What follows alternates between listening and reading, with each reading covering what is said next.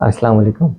आज हम एक बड़े अहम टॉपिक की तरफ जाएंगे जिसका नाम है पेरिटोनियल डायलिसिस या जिसको ब्लड लेस यानी खून के बगैर डायलिसिस कहते हैं या बगैर मशीन के डायलिसिस कहते हैं। अब इस पे ना लोगों के बहुत ज़्यादा सवालात होते हैं, कुछ ऐसी मिसकंसेप्शन होती हैं जहनों में, अजीब अजीब से सवाल जिनको एड्रेस करना बहुत ज़रूरी है। लाइक कि ये वाला डायलिसिस कराना चाहिए या खून वाला कराना चाहिए। तो इसको आज हम डिस्कस करेंगे। पहले पहले तो हम ये देखते हैं ये पेरिटोनियल डायलिसिस या खून के बगैर वाला डायलिसिस होता क्या है। इसमें ये होता है कि जिस तरह हेमोडायलिसिस है, उसमें हम एक मेम्ब्रेन यूज़ करते हैं, डायलाइज़र लगा के, एक तरफ ब्लड जा रहा होता है, एक तरफ फ्लूइड जा रहा होता है। तो उसमें क्या होता है कि वो उसकी कसावतें जो है ना वॉश आउट होती हैं। इसी तरह कुदरत ने ना हमारे पेट में एक पेरिटोनियम रखी होती है जो पेट में होती है और डिफरेंट विसरास को अलहदा करके रखती है। तो ये पेरिटोनियम के अंदर भी ब्लड वेसल्स होती हैं। ये कुछ लोग तो इसको थर्ड किडनी भी कहते हैं कि दो आपकी किडनीज हैं तो ये तीसरी किडनी आपकी ये हो सकती है। इसमें भी ब्लड वेसल्स होती हैं। वही इसमें क्या होता है कि पेट में एक छोटे से प्रोसीजर के साथ एक कैथेटर डाल दी जाती है और फिर 3 से 5 कोई एक्सचेंजेस होती हैं, यानी कि फ्लूइड प्रोवाइडेड होते हैं इसको, जिसको पेरिटोनियल फ्लूइड कहते हैं। वो आपने पेट में डाल देना होता है और कोई 4 से 6 घंटे वो पेट में रहता है तो फिर उसको निकाल देंगे। ये दिन में 3 से 5 इसके होते हैं साइकिल्स। इसमें क्या होता है, जो फ्लूइड होता है उसकी एक लिमिटेड 2-3 लीटर जो अमाउंट होगी, वो अमाउंट जब आप डाल देंगे और 6 घंटे बाद निकालेंगे तो उसका वॉल्यूम भी बढ़ चुका होगा, उसके अंदर कसावतें आएंगी तो उसका कलर भी येलो कलर का चेंज हो चुका होगा। यानी कि वो उसी तरह ही सारी कसावतें बाहर लेके आएगा, थोड़ा सा फ्लूइड लेके आएगा, उसमें ग्लूकोज कंटेंट होंगे वो बॉडी में चले जाएंगे। और ये बड़ा एक स्ट्रीम लाइन प्रोसेस होता है। इसमें जो पेरिटोनियम है वो एक डायलाइज़र के तौर पे एक्ट करती रहती है। अब इसकी दो कोई शक्लें हैं, एक हम इसको CAPD कहते हैं जिसको एम्बुलेटरी पेरिटोनियल डायलिसिस, जो कि मैंने आपको बता दिया कि इस तरह करते हैं सारे दिन में। और इसमें कोई वो नहीं होता कि आपको इन्वेजन की ज़रूरत है।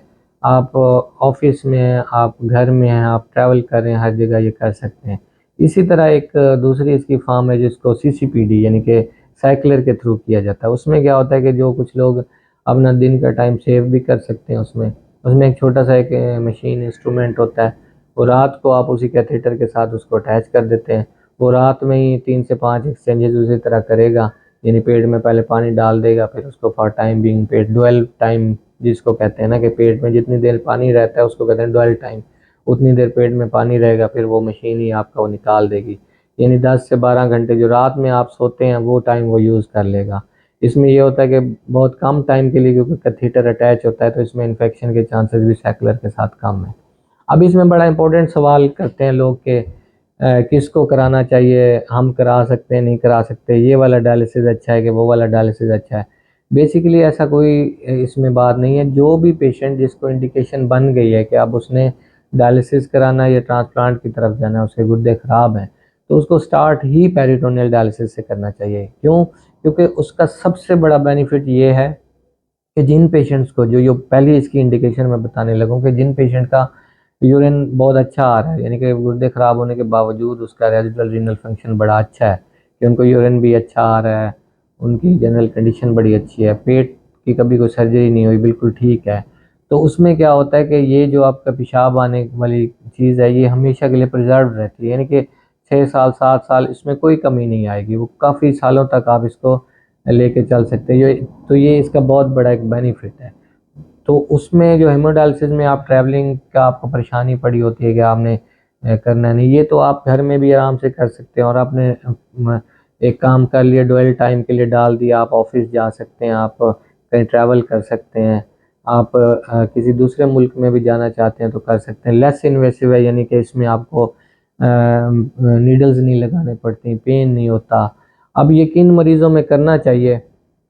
लाइक पेशेंट होते हैं जो चिल्ड्रन है, उनमें बड़ी अच्छी मोडिलिटी है। वही जो मैंने पहले एक बताया कि जिनमें रेजिडुअल रीनल फंक्शन अच्छा है, पेशाब आता है, सारी चीज़ें बेहतर हैं।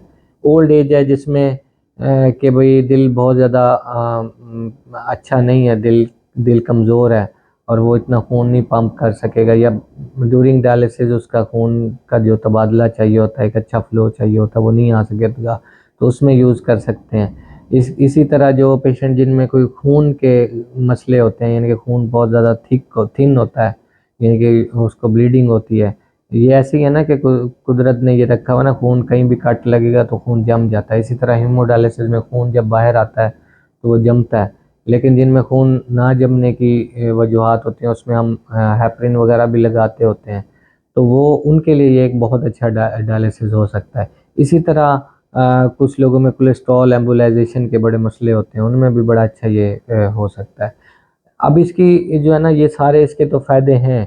जो जिन पेशेंट में लाइक ब्लड प्रेशर लो होने के बड़े मसले होते हैं, उनमें ये एक बहुत बहुत अच्छा प्रोसीजर है।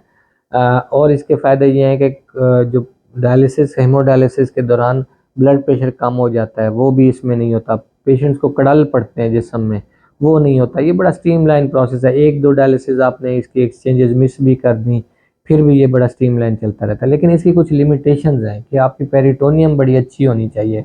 उसमें क्या होता है कि कुछ लोगों की सर्जरीज हुई हुई होती है, तो पेरिटोनियम का जो सरफेस है वो कम रह जाती है, उनमें नहीं हो सकता। जो बहुत ज़्यादा सर्जरीज होती हैं, हर्निया होते हैं, या कुछ पेशेंट की कोई कंडीशंस हैं जिनमें आईबीएस या डायवर्टिकुलम होते हैं, उनमें नहीं हो सकता। पेट की इन्फेक्शंस हैं, या कुछ पेशेंट्स को क्रॉनिक लीवर डिजीज़ होती है, सीएलडी, उसमें पेट में पानी पड़ जाता है, तो उनमें भी ये जो है ना पेरिटोनियल डायलिसिस रिकमेंडेड नहीं है। इसके साथ कुछ इश्यूज हो सकते हैं, लाइक जो बैग वो प्रोवाइड किया जाता है पम्प, उसमें बहुत ज़्यादा ग्लूकोज कंटेंट होते हैं, तो वेट गेन और जो शुगर का लेवल है वो ज़्यादा रह सकता है, क्योंकि एक कैथीटर है बाहर रहती है, तो इसके साथ इन्फेक्शंस थोड़े से हो सकते हैं।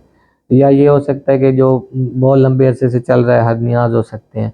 अब इसमें सबसे अहम सवाल ये किया जाता है कि कितने अरसे तक पेरिटोनियल डायलिसिस पे रह सकते हैं।